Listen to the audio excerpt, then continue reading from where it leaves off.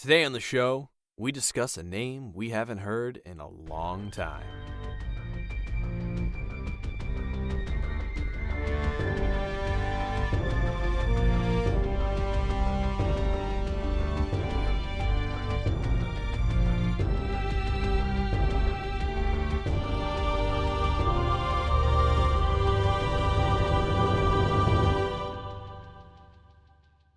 Thank you for receiving this transmission. If you are listening, then I regret to inform you that both our Jedi Order and the Republic have fallen. It is a sad day for citizens everywhere, but a great day for a podcast. I'm Jaden. And I'm Kevin. And today we have a special treat for you. We are actually going to begin coverage of the Kenobi television show. Today is kind of an intro episode before the actual first episode comes out. And hopefully, if you guys like it, we might be able to do more stuff like this on the regular, right, Kevin? Yeah, I'm pretty pumped. I've been pretty excited for this show for a while, and I'm just really excited for this show. Okay, I loved Mando and I loved Boba Fett. This is like, whew, let's go. Exactly. We have been begging and pleading for them to let us do Star Wars content outside of the games, and they're finally sort of letting us off the hook. They're like, all right, you guys get one shot, so if you screw it up, we're not letting you do anything anymore. So. Yeah. Okay. Sure. We slipped out of Dad's grasp for a couple of minutes, so we're gonna talk about some Obi-Wan Kenobi stuff, and then we'll go back to doing Halo things probably. Yes, maybe. So today, what we're gonna talk about, we're gonna briefly kind of cover Obi-Wan's life leading up to this point, to the point where the show is, and then what we believe might be his mindset going into the Kenobi show on Disney Plus. This is going to be kind of more about the whole Filoni verse, if you will. We're going to focus mostly on what has happened in like the series, the Clone Wars series, and everything leading up to this specific point. We will probably be including, episode 1, 2, and 3, kind of. Obviously, like I don't think we would not want to talk about that. No, but it'd be kind of hard not to be honest. But we are going to be talking about Obi-Wan. Who is he? What's he been through? Yep. And not only Clone Wars, we might be pulling off some other things, some secret stuff you guys might not have heard about. Because we dug deep into the archives and we found some interesting tidbits that a lot of fans don't know exist. So we'll get to those as well. So first things first, we love to hear from you guys, our listeners. So email us at podcast@loreparty.com with your thoughts and episode ideas, because we love doing this kind of stuff. This is a little bit different sometimes from what we normally do, but we love doing this stuff. So just shoot us an email. We'd love to hear from you. And of course, check out our streams that we do on Twitch weekly. Be sure to go to twitch.tv/lore_party. And of course, you guys can connect with us on Instagram and Twitter at lore_party. So guys, we decided to talk about this because both of us are massive Star Wars fans. I think Jaden, you might be the biggest Star Wars fan I've ever met, aside from my cousin. But you have a plethora of knowledge of everything from, little movie tidbits and facts to, Legends lore in your brain. I think you're a pretty big encyclopedia for all things Star Wars. And so this is a little bit of an exciting, we were doing the Halo show and we thought this might be something we would like to do. So here we are. You're right. It's true. I didn't have a girlfriend that was serious until I was 20. So yeah, that's correct. But yeah, no, I have always loved Star Wars. It's been a really genuine pleasure to see the new stuff that comes out, because some of it's good. Okay, all right. Most of it is good, and so I love getting to talk about it. And my favorite thing is looking at just where things have differed from the old Legends content that I grew up watching, and that's kind of been the fun thing to watch certain aspects being brought back into the canon, and that's really where the guy I love the most in the behind the scenes curtain, Dave Filoni, comes in. He's been really, really good at dragging in old stuff from Legends and kind of reintroducing it and reincorporating it. I mean, the best example I can think of is Thrawn. I mean, Star Wars fans have known who Thrawn is for a long time, but now we get to see him. We got to see him in Rebels first, and I think he's probably going to be the big bad in the upcoming Ahsoka series, which has already started filming. So I think we're going to get to see more of him as we go on. But today, we are talking about one Obi-Wan Kenobi. Yeah, so we're going to kind of look at this this specific episode. We're going to look at this through the perspective of what he's been through, where's he been, what is he doing now, and we're going to kind of take a look, and I guess you could say we're going to peel the layers of the onion of Obi-Wan and figure out what's going on here. What are we going to be expecting in this show? Before we start peeling those onions and crying a little bit, because it is kind of sad, it's not the onion. I'll admit it's not the onion. We're going to take a quick break. All right, we're back. So I think the first place we need to start is the earliest time for Obi-Wan, which would be his journeys with Qui-Gon Jinn. We can talk about his early childhood stuff, but that really doesn't have any relevance to this conversation. But what does have relevance is his teachings with Qui-Gon. Qui-Gon Jinn was his Jedi Knight, his Jedi mentor, and he's pretty much considered the bad boy of the Jedi Order. I don't think that's off-putting of me to say. In fact, in episode 1, Obi-Wan even just pulls him aside, he's like, please don't defy the council again. Obi-Wan's kind of a stickler for the rules. He's like, please, you're always getting in trouble, and I gotta put up with you. The other kids are making fun of me at the lunch table. I don't like it. But, Qui-Gon did take him under his wing, and, through his tutelage, he learned how to become a Jedi. And unfortunately, that training was actually cut short when a little encounter on Naboo with one Darth Maul. Darth Maul murders Qui-Gon Jinn and leaves Obi-Wan on his own. Bad news, Qui-Gon died. But good news, Obi-Wan Kenobi is now a Jedi Knight. Because in the old fables, and this is still legends, by the way, I don't know if this is true or not in the new canon, but I haven't found any sources that say no. The rule was, if you beat a Sith Lord in combat, you become a Jedi right away. You don't have to go through the trials, you don't have to go through any of the other ceremonies that you normally would have to go through. You just automatically get the rank of Jedi Knight. So, Obi-Wan, he hasn't really finished his training. He really doesn't feel like he has finished his training. But now, all of a sudden... That's all I have to do to get a promotion? Yeah, no, that's all you gotta do. You gotta find the guy that your company doesn't like and murder him. Well, does it say beat or does it say kill? It says beat. Because if it said kill, Obi-Wan would lose his promotion pretty darn quick when Clone Wars happens. Okay.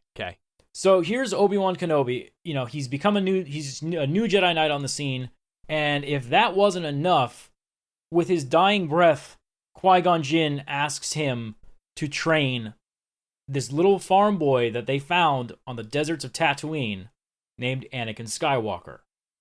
So now, Obi-Wan Kenobi, he's, just barely got his promotion, and already he's taken on new staff. He's gotta teach this kid the ways of the Force. And he even says to himself, he's like, I'm not ready. I'm not the one who should be doing this. You're the one who wanted this kid to come along, not me. I can't do this without you. And, Qui-Gon, he has no choice. Qui-Gon's gone. Qui-Gon's gone. Yeah, Qui-Gon is Qui-Gon. That's not even... Oh, maybe that was a pun. Star Wars has a bad habit of doing that shit. Let me tell you about Amagundai sometime. That guy's a character. Well, so after that, again, he did not finish his training, his formal training. We'll say that. He didn't finish his formal training. Not that he wasn't, close to being done. I'm sure he was, a senior. Yeah. If you had to guess, like if high school terms, he was a senior, getting ready to go off to Jedi college. He was getting there. And so basically, now he barely just finished, and he has to raise Anakin. And Obi-Wan he took a lot of roles in this for Anakin. He was a teacher, he was a father, he was an older brother, all at once to a child that I'd say we could only describe him as a bantha out of hell, if you will.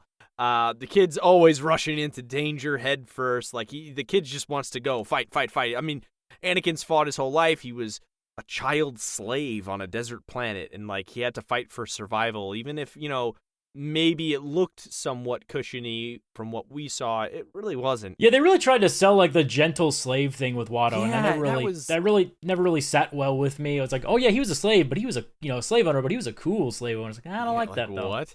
I don't like that. So yeah, it was weird. So Obi-Wan kind of always tries his best to teach Anakin to be a Jedi, and was always impressed at how quickly Anakin grew into almost everything he tried, except for the anger management thing. But we'll get to that. Yeah, we'll get to that. But yeah, so he, when I look at Qui-Gon, that was kind of the father figure, and Obi-Wan is much more, I view, as the older brother figure, when in reality I think Anakin needed a father rather than a brother. But we'll get to that later on. That's a whole other thing. But yeah, so that's kind of how it starts with these two bro Jedi. That's the beginning of it. Yeah, and the best part is, like master, like apprentice, Anakin really doesn't get to finish his training either, because a little incident called the Clone Wars happens. But Jaden, what's the Clone Wars? The Clone Wars is a galactic-wide conflict between the Galactic Republic and the Separatist Alliance, the Confederacy of Independent Systems. Using a lot of big words there. Yes, I am. They were created by Count Dooku and his plot. Explaining Star Wars always sounds silly, but I like doing it anyways. The Confederacy was created by Count Dooku, a former Jedi Knight himself, now turned Sith, to try to take over the galaxy. This all happens right about the time that Anakin is coming of age. He's, again, probably about a high school senior Jedi himself, and he was getting ready to go into his trial training. Actually, I think Obi-Wan even says he's not ready yet, but doesn't matter. The Clone Wars is happening now. At the beginning of the Clone Wars, he gets into a fight with one Count Dooku, along with Obi-Wan Kenobi and Yoda, and gets his arm cut off, but somehow that was enough to get him promoted to Jedi Knight as well. He didn't win the fight. In fact, he got knocked out of it and almost killed, but Yoda finished that fight, so I guess technically it counts. I guess it's kind of like when pro wrestling, when, you get knocked down, but someone tags in for you at the last second and then wins the match. It's like, yeah, technically you won the belt, I guess. Yeah. He manages to become a Jedi Knight, because honestly, at the time, they needed as many Jedi as they could. There's a galactic-wide civil war happening. Not that civil war, different one. He then gets an apprentice of his own. Anakin Skywalker, the guy who's not really ready to be a Jedi Knight himself, suddenly finds himself with an apprentice, one Ahsoka Tano. Master Yoda himself actually orchestrated that, because he thought that having a Padawan learner to follow him would slow him down a little bit. He would be very wrong about that fact, of course, because Anakin doesn't need to slow down. Anakin is the best Jedi ever. I would say it was like, yeah, right. I would say it's a lot. There's sarcasm if you couldn't tell. Yeah, I think it's kind of like akin to like, you need to be able to take care of something. You really, for him, it was someone to connect to, but also someone to teach. And I think when you're also teaching while simultaneously learning, I think it could help. It helps him. Well, the intent is to help him kind of ease his mind and gain perspective, focus, almost, right? And gain a different perspective, because he's always giving shit to his teachers, and now guess what? Now you have some wise ass giving you shit, and you're like, oh, that's how I am. Oh, okay. My favorite example of that is they're on a mission, and Ahsoka's being a shithead the way Anakin usually is, and Anakin even looks at her and says, "What have I taught you about defying the Council's orders?" To which she replies, "How? You taught me how." Exactly. And that is my favorite line in all of Clone Wars, because yes, that is exactly it. Is that Yoda thought that this would, temper him. This actually just created another little Anakin running around. Yeah. Which the Jedi Order did not need. Yeah, and it's really interesting to see Obi-Wan's interactions with that, because it's kind of like Obi-Wan is seeing his own teachings being retaught, and it's a really cool generational dynamic, if you will, in terms of that. I think Obi-Wan kind of sees himself as, like, again, the older... I would say Ahsoka maybe as a niece, in a way. It's like, that's my brother. That's my brother's new kid that he was just assigned.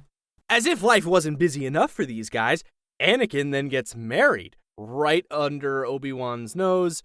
Or did he? I would say more on the latter, because I think he knew. Come on, let's be real here. And more on that later. We'll get to that. We'll get to that. And so then, during the Clone Wars, Obi-Wan reconnects with the Duchess Satine of Mandalore, and we come to find out that she was she was a person in the entire galaxy, one of the only that ever made Obi-Wan question his Jedi fate.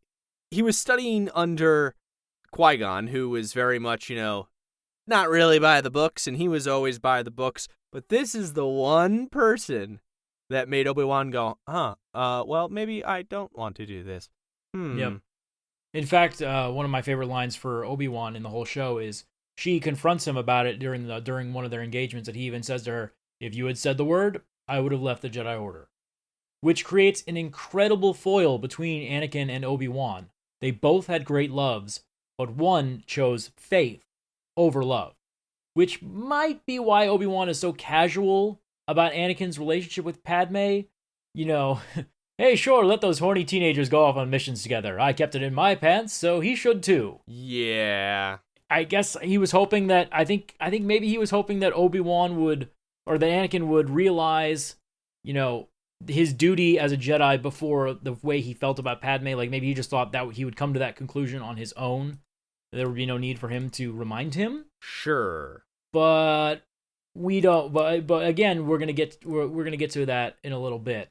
So tell me what happened to Satine there. So we have some very sad news. Satine is tragically killed on Mandalore. No! Yeah, and all he could do was just watch. He literally was just like, he couldn't do a thing. He just had to stand there. He couldn't do a thing.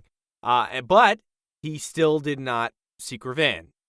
As, that's not the Jedi way. He's not all about getting revenge and everything. And I think that is a big deal with who he is as a person. I think for having his emotions in check.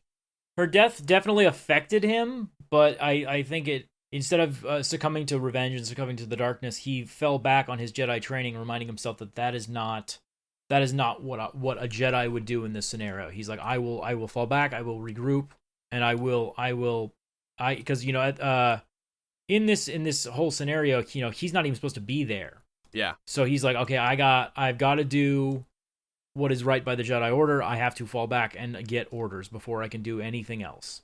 And that's what he does. So now he's lost the love of his life. Yes. And for him, he has taken these emotions. He hasn't bottled them in. He's kind of exploring them in his own way, but by himself, but not succumbing to rash emotional rage or revenge or anything like that. It's more of an introspective look upon himself and enjoying those memories that he has with the time that he had. Yes.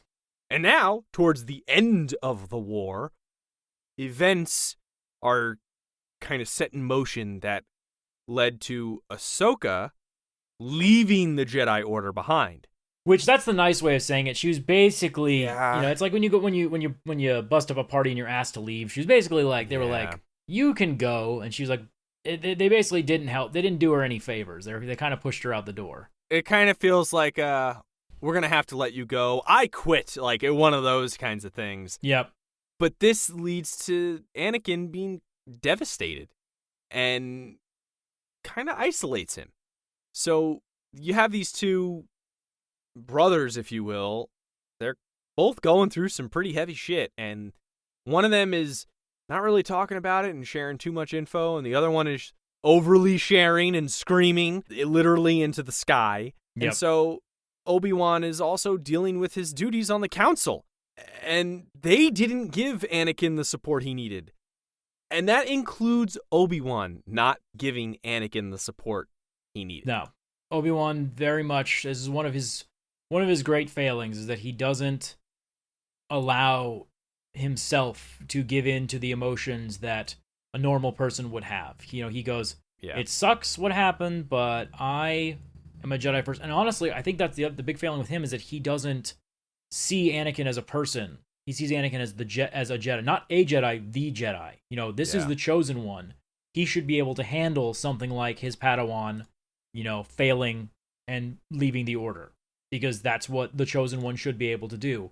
Throughout, all the trials that they have gone through, Obi-Wan has never once stopped believing in what his master believed, that Anakin Skywalker was the chosen one, set to bring balance to the Force.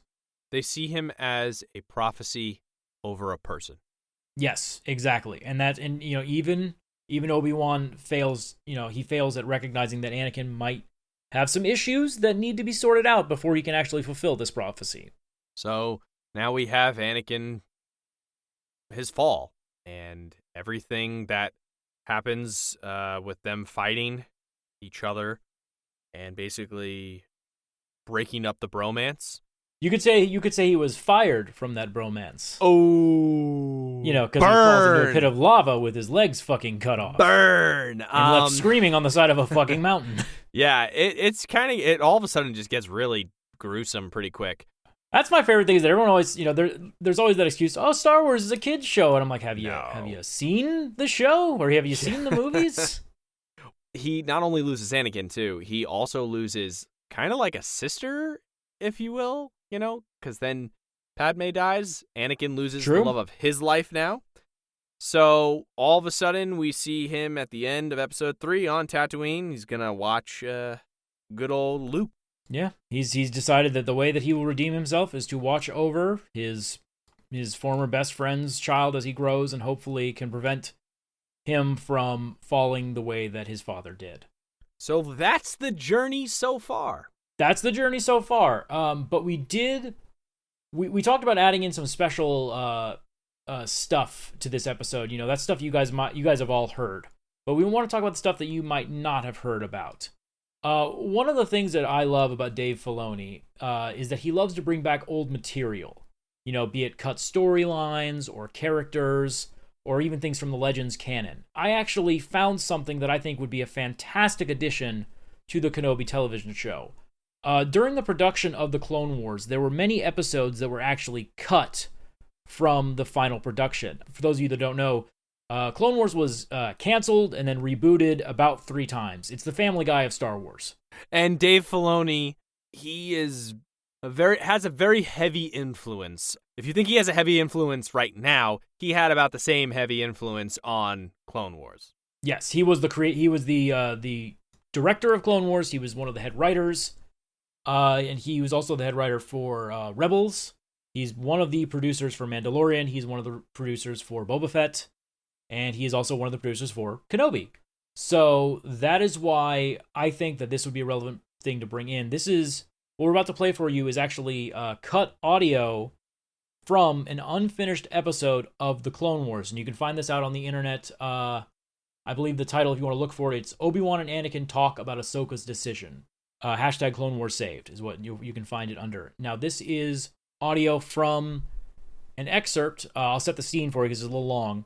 Obi-Wan and Anakin are on a mission to Utapau, and they are sitting down to rest after a long day of adventures, and they begin to talk about Ahsoka's decision to leave the Jedi Order.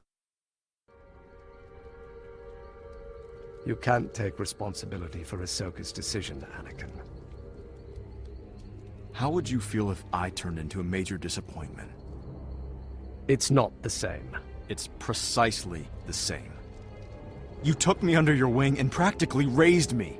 I'm your Padawan, just like Ahsoka was mine. How well would you sleep knowing I failed you? Not very well, I imagine. Luckily, that isn't true, and never will be.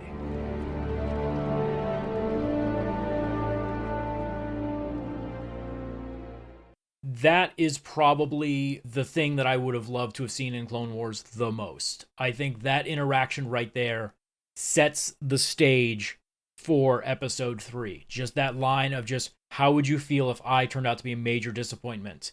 And Obi-Wan saying, you know, I probably wouldn't sleep very well, but luckily that's never going to happen. That is a crazy line. And honestly, if I can use my detective skills and my wizard powers that I use to get everything right for Halo, which I did, go ahead, look it up.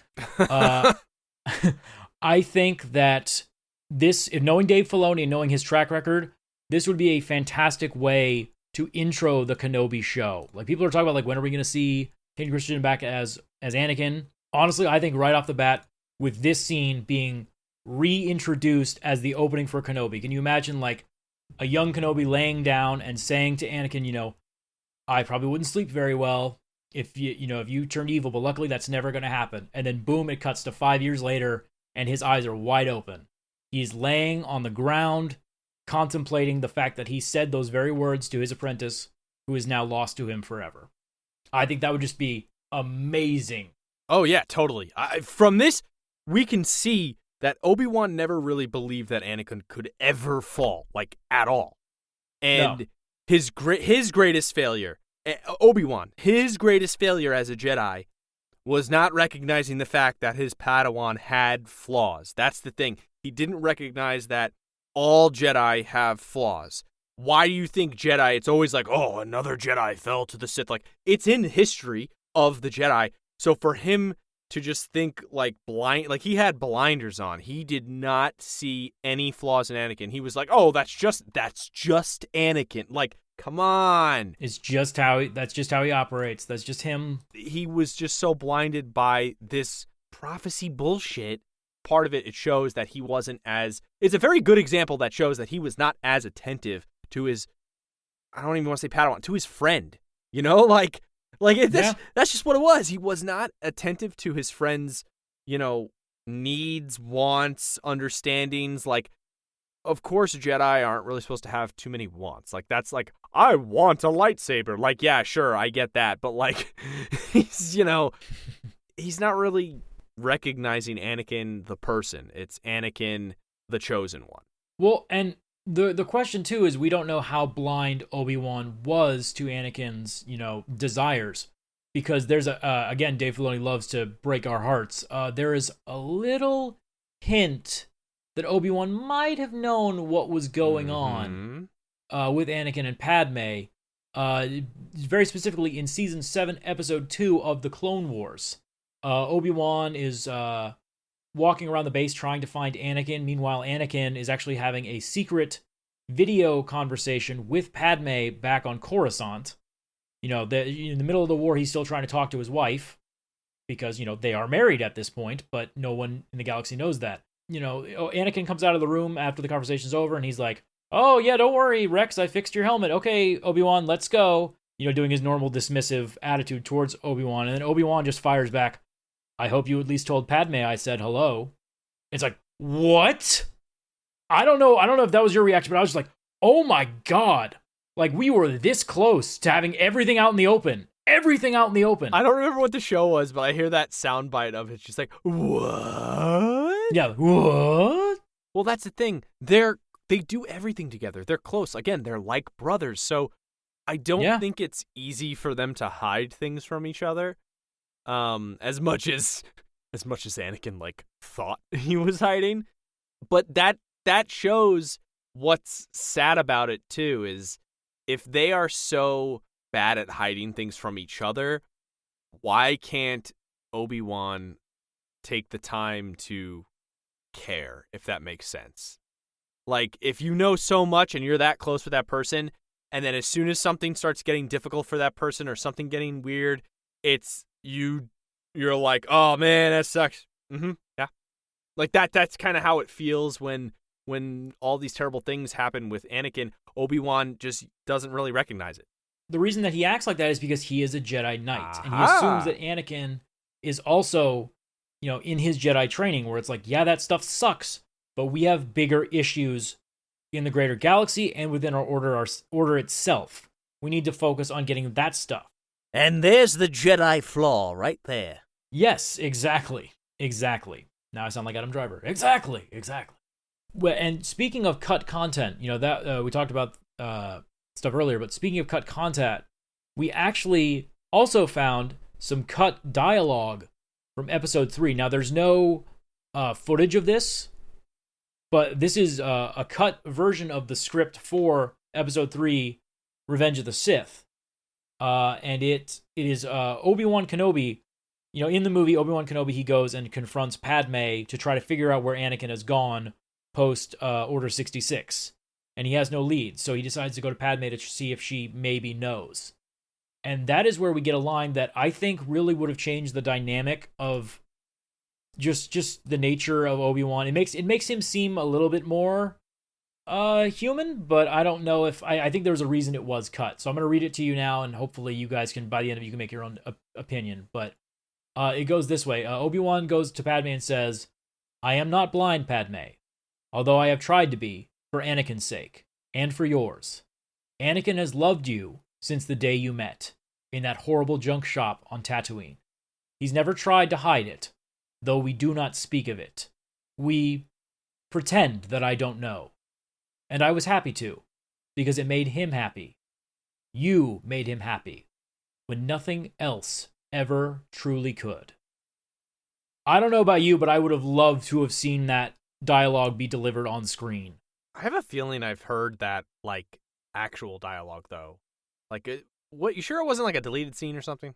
It's I've not been able to find it online. I wish I could. You know, if someone out there can find this, like, shot, I would love to see it. But as far as I know, this is only available in audio format, or in, like, written format. You know, he's not stupid. Obi-Wan's not dumb. You know, very clearly, like, they're always going on missions together. And there's, like, half of the Clone Wars is Anakin being like, excuse me, Padme and I need to go off to this romantic location. You know, that was the joke before, was everyone's like, how did he have time to get her pregnant, like, during the war? And it's like, well, you watch Clone Wars, it turns out it was pretty easy to have the time to get her pregnant. They were just on a mission together. And so with everything we've kind of discussed right now, it just kind of boils down to Obi-Wan's love for his, air quotes, brother, doomed the galaxy. And now he has to live with that. And that is where we start this new show. Absolutely. So now we're going to talk about what we think is going to happen with the Obi-Wan show. But before that, we're going to take a quick break. Don't want to get ahead of ourselves. We just want you to listen to a quick word from our sponsors, and then we'll be right back.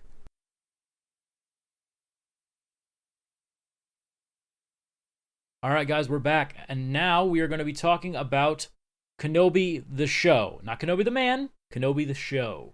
Given everything we've laid out about Obi-Wan, who he is, and leading up to this point, why does he stay on Tatooine? Yeah, why is he still there? You know, Jedi like Ahsoka and Cal Kestis, they're still out there running around trying to do their best to keep up the good fight with the Empire in their own way. And they are doing a good job of either remaining unnoticed in some kind of form or fashion. They don't know who the Jedi is, but there's a Jedi, or they are obviously working on resistance cells and creating stuff to try to fight the Empire. They're still doing their thing. And Obi-Wan, you know, he's still in tune with the Force. You know, we see characters like again from Jedi Fallen Order, Siri Junda, who has closed herself off from the Force entirely.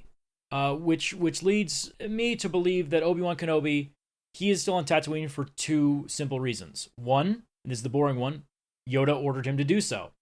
He is a loyal knight of the Jedi Order, and even though the Jedi Order is, you know, it's pretty much gone now, he is still going to follow the orders of the Grand Master of the Jedi Council. He's going to stay and watch over this boy and make sure nothing happens to him. Sounds but boring. I think dun, dun, it's dun, dun. It sounds very boring, but he's been ordered to do so, and he will do it. But I think the more realistic reason why he is still there is because he feels that in some way, if he can watch over Luke, you know, he might get the chance to train him, raise him to be a Jedi, and atone the failure that is Anakin Skywalker. I think that he believes that through Luke, he can atone for his failure to stop Anakin's descent into darkness. I would agree with that. I think that the Jedi Knight part of him is actually not as powerful anymore in his own persona because he doesn't go by Obi-Wan anymore. At least right now, we don't know. I mean, when we see him later down the road, he goes by Ben. So we don't know what it's going to be like in the show, if he's going to still go by Obi-Wan or if he's going to already be Ben. I think if he goes by Ben, it's a lot more about the atonement for what he has done, or lack thereof. I think if he still goes by Obi-Wan, I think part of it is, you know, the Jedi Order stuff. But I still think that atonement, no matter what, I think the whole atonement thing for what has happened is going to play a role. It just depends on how big of a role. Yeah, and while he's on, you know, what we've seen of him in other media leading, that's actually not preceding, but following it in Star Wars Rebels, Obi-Wan is watching over Luke from a safe distance, and his only goal is to keep him safe. This is what we've seen from Rebels. And something that has changed, though, is Obi-Wan no longer believes that Anakin was the chosen one. He believes that Anakin was a failure, but that Luke was the actual chosen one. That this Skywalker can walk the path of the light and bring balance to the Force and redeem the failure of the Jedi Order, which is very interesting to me because he kind of gave up on what his master thought. Yeah. Which is a big departure for him. You know, it's a slight change. I mean, when you believe in something for, 30-something years, He followed it to a T. Like, it was so pinpoint, though. Do you know what I mean? Like, I think the whole prophecy problem is that it is, once you have an idea for it, you don't really kind of look around for other things and details you may miss. He believed so firmly in it. I think you're absolutely right. He believed in it so firmly that it was the only logical conclusion, is that this has to be the way that it goes. Yeah, and I think him switching over to now looking at Luke is him broadening his perspective of said prophecy. But I still think he's pinpointing. He's just moving the target to somebody else. He's moved the needle. Yep, he has. I think for Obi-Wan's own sake, I think he still has to believe that there is an end goal of a chosen one. I think for his own, like, this all has to be worth it because there is a chosen one out there. And not only that, hey, if Luke's not the chosen one, the least that he can do is make sure that he doesn't end up the same way that his dad did. Yeah, but I think the biggest reason why he still looks at that prophecy and still believes it is because also if the prophecy's bunk, if it's bogus, like none of it meant anything, and he treated Anakin like not a person. That's true. For a bullshit reason, and he's like, oh, that makes it even worse, Yeah. And so I think that he really holds on to the prophecy as something like a guidebook, if you will, and almost justification for everything he's done, even if what he's done he knows is a failure and is not something that he possibly should have done. He's still using it as the playbook and also the excuse. Yeah, and that's an interesting perspective on that. I mean, we really don't know at the end of the day until Kenobi comes out what his thinking is now. It's been 5 years since the events of Episode 3, Revenge of the Sith. So, what perhaps maybe he is going through a little bit of a depression. That's a great way to segue into this last part of our podcast for now. Kevin, what are you hoping to see in the Kenobi show before it comes out? Lots of lightsaber fights. I'm really pumped for that. I am actually very excited to see the mental toll of everything that's happened, because we don't really see that. In Rebels, he's a little bit older still, and in Rebels, he's fully immersed in his role as Luke's guardian angel. He's no longer worried about the outer galaxy. He's worried about making sure the boy is okay. Yeah, we still haven't seen the in-between. Like, I want to get into the nitty-gritty, the meat and potatoes. I want to know his mental state. I want to understand his justifications for things. I want to know why he's doing what he's doing, and because you have to think, like, okay, why is he doing it?